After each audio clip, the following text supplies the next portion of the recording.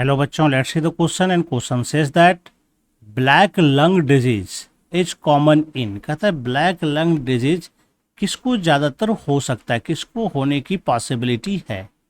तो चलिए हम लोग समझते हैं कि ये ब्लैक लंग डिजीज क्या होता है और किसको होने की पॉसिबिलिटी है ना। ब्लैक लंग डिजीज,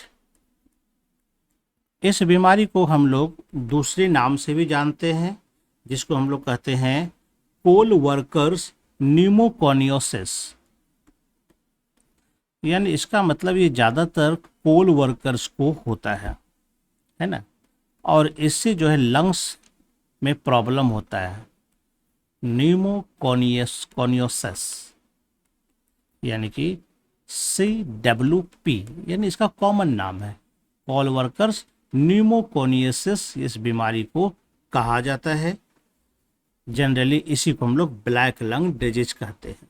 यह तब होता है, यानी कि इसका जो अगर कारण देखेंगे, जब कोई कोल डस्ट को इनहेल्ड किया जाएगा, है ना। जो कोल माइन से जो डस्ट निकलता है और इस डस्ट को जब इनहेल किया जाएगा, सांस के द्वारा इसको जब लिया जाएगा, यानी हमारी रेस्पिरेटरी ट्रैक्ट में पहुंचेगा, तब इस तरह की बीमारियां हो सकती है।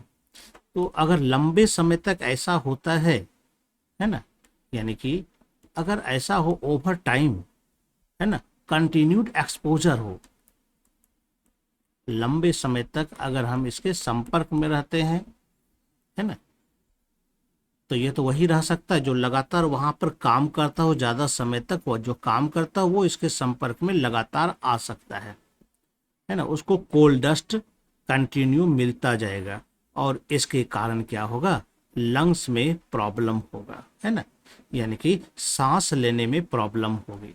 ये क्या करता है, लंग्स में प्रॉब्लम क्रिएट करता है, जिसके कारण होगा impairing the ability to breathe, ना, सांस लेने में प्रॉब्लम हो जाती है। यानी लंग से रिलेटेड यह प्रॉब्लम होती है। और यह बीमारी किसको होगा, तो मेनली होगा कोल माइनर्स को ही यह बीमारी होता है। जो कोल माइन में काम करता है वैसे वर्कर को यह होता है, क्योंकि वही ज़्यादा टाइम एक्सपोज्ड रहता है। तो फर्स्ट में ही कोल माइनर्स दिया तो ये सही है। रिफाइनरी वर्कर्स में नहीं होगा, यहाँ पर पेट्रोलियम रिफाइनरी काम किया जाता है, तो यहाँ पर कोल डस्ट नहीं निकलता, इसलिए इससे कोई प्रॉब्लम नहीं है। ना ही पेट्रोकेमिकल इंडस्ट्री में होगा ये बीमारी और ना ही फार्मर्स में। तो ये बिल्कुल सही जवाब जो इसका निकलेगा ए नंबर होगा, coal miners. I hope you understand it well and best of luck. Thank you.